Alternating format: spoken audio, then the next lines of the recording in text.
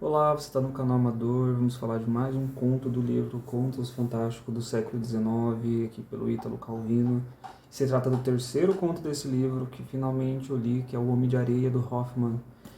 E muita coisa dá para tirar desse conto. Eu não imaginava que esse conto seria tão assim, né, tão cheio de camadas, enfim. Influenciou até o próprio Freud, né, sobre a teoria dele lá, sobre o estranhamento, o estranho, enfim. E isso me remete também ao personagem do Homem-Aranha, né, do terceiro filme. Enfim, não sei se tem alguma coisa correlata. Mas o que fala esse conto aqui? Ele vai contar a história de Natanael. Natanael está aqui relatando para os amigos deles, né, o Lotário e a irmã do Lotário, a Clara, qual tem ali um olhar romântico, um parzinho romântico com ela desde criança, que certo dia ele teve um estranhamento com uma pessoa que estava vendendo binóculo, chamado Coppola. E o Coppola, ele lembrou o Coppelius, que era um senhor que comparecia à casa dele quando criança. O que aconteceu? Quando criança, o Natanael, ele ia para a cama a pedido da mãe certas horas, todo dia à noite para dormir, e ela falava, vamos todo mundo dormir, senão o Homem de Areia vem pegar todo mundo. E ele ficava intrigado que esse Homem de Areia, quem era esse homem, E o que acontecia? Certa noite, ele teve essa curiosidade de saber quem é o Homem de Areia, né? Porque ele ouvia passos dentro da casa, por mais que a mãe dele tivesse levado eles para dormir. É contado aqui pela sua ama, há uma pequena fábula, né, sobre o Homem de Areia. Ó. É um homem mau, que aparece para as crianças que não querem ir para a cama e joga punhados de areia em seus olhos, até que estes saltem das órbitas, cobertos de sangue. Ele os guarda em um saco e os leva para a lua, onde seus filhos o comem. E lá eles moram. Em um ninho. Tem um bico adunco de coruja e o usam para arrancar os olhos das crianças travessas. Funciona mais ou menos ali como um bicho-papão hoje em dia. É bem por aí, né? O que acontece? Então, um dia ele toma a curiosidade de fazer o quê? De se esconder dentro do escritório do pai, para saber quem de fato é esse Homem de Areia, já que ele sente ali, passos ali dentro da casa, que é a hora da noite, e ele esconde. E nisso que vai dando a hora, ele percebe que quem é o Homem de Areia é senão um advogado ali, colega da família, o Copérios, né? Ele até coloca, ó. O Homem de Areia está postado no centro do escritório diante de meu pai, o brilho claro das luzes incidindo em cheio em seu rosto. O Homem de Areia, o temível Homem de Areia, é senão o velho advogado Copérios, que às vezes vinha almoçar conosco. Só que acontece, essa visita de Copérios é um pouco estranha. Eles começam a mexer com questões de alquimia ali dentro, e isso soa muito estranho para o próprio Natanael quando criança. E esse mexer com alquimia desde muito cedo, aliás, mexer com alquimia, né, é uma questão que envolve reações químicas, né, e isso pode dar mal, e deu mal, né, deu outra. O pai de Natanael falece. E isso fica gravado na cabeça do Natanael de uma maneira muito forte, muito impactante. Ele falece e o Natanael fala que foi culpa do Copérios, e isso fica na cabeça dele. Então, o que acontece? Nas cartas que ele coloca para Lotário e Clara, ele comenta que ao ver o Coppola, necessariamente ele viu a figura do Copérios. E ele sentiu que aquele mal que ele teve com o Copérios na infância voltou agora na figura do Coppola. Ele tenta ali colocar seus argumentos, razões ali para os dois. E quem pega essa carta dele não é nem pega a carta dele para ler, não é nem o Lotário, é a irmã dele, a Clara. E a Clara é uma pessoa ali muito pé no chão. Para mim é um personagem ali muito boa desse conto. E a Clara, ela é pé no chão, ela já é franca com ele. Ó. Ela fala assim, ó. Francamente, parece-me que os horrores de que falas não existem senão dentro de ti. Ela já sempre vai apontar que ele está ali olhando para isso, mas o mal verdadeiro é através da visão do próprio Natanael, mas não necessariamente está dentro do Copérios. É muito natural que atualmente infantil tenha associado a história do Homem de Areia, contada pela ama seca, ao velho Copérios, que para ti, mesmo que não acreditasses no Homem de Areia, continuava sendo um papão fantasmagórico, perigosíssimo para as crianças.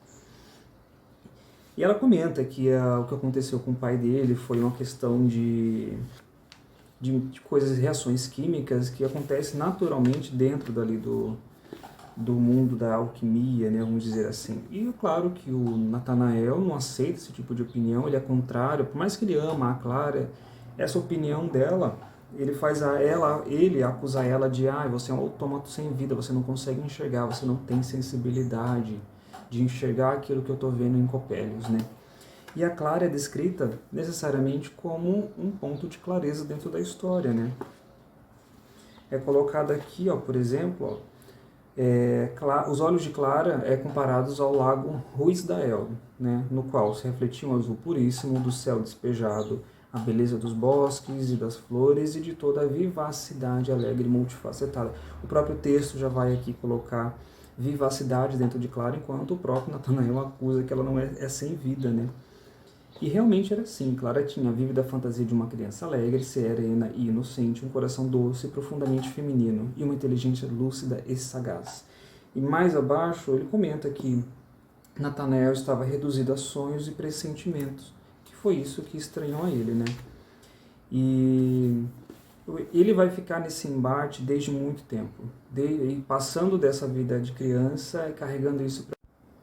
Então ele tem aí uns atritos com o Lotário, com a Clara, pede perdão para os dois, porque ele está muito imerso nessa dificuldade de tentar desassociar o próprio Copélios dessa estranheza que ele sente e vai embora da cidade.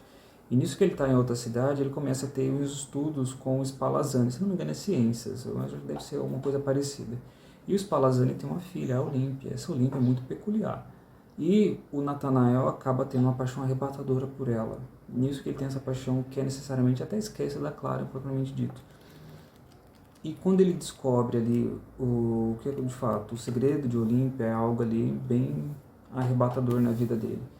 Então ele vai ter esse momento de estranheza para a vida inteira. E é engraçado porque o Homem de Areia funciona como aquela figura que tira o sono das pessoas, né?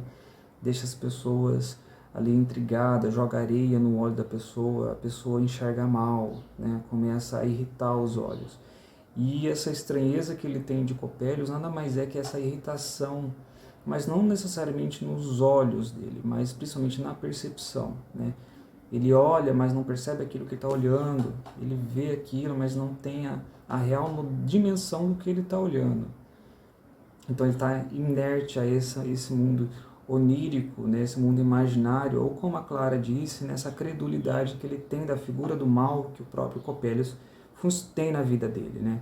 Aquele trauma da infância foi muito marcante, que ele associa a maldade toda do pai, né, que aconteceu com o pai, ao próprio Copélios, o que o Freud chama de castração, né? Foi uma castração muito forte na vida dele, com a perda do pai. Isso ficou muito marcado, que ele vai associar tudo isso à figura do Copélios. Tudo que há de mal, tudo que aconteceu à figura do Copélios. Quando ele olha o Coppola, aquela estranheza, aquele sentimento que vivia ali, que teve naquele momento ali da castração, vem tudo à tona de novo. É um texto muito legal. Eu não vou falar o final desse livro, eu acho que é mais interessante você tirar sua própria conclusão. Se o Natanael conseguiu se livrar desse estranhamento, se a sua sanidade mental foi realmente restaurada, ou se não, se ele vai continuar inerte a isso. Eu acho que o texto deixa muito em aberto essa questão, às vezes, para se realmente ele se curou. Aí você fica com esse pensamento. Mas enfim, confira o texto original mesmo, na íntegra, para vocês tirarem suas próprias conclusões. Ele é escrito de uma maneira bem legalzinha, porque ele começa com as 3 cartas, né? De uma maneira muito íntima, contando em primeira pessoa, de modo a aproximar você com as personagens, e depois ele parte para um texto narrativo propriamente dito. E esse texto narrativo está ali o escritor está a todo momento, chamando, pescando o leitor aqui para participar dessa narração que precisa ser contada. Bom, passou o carro aqui do ovo.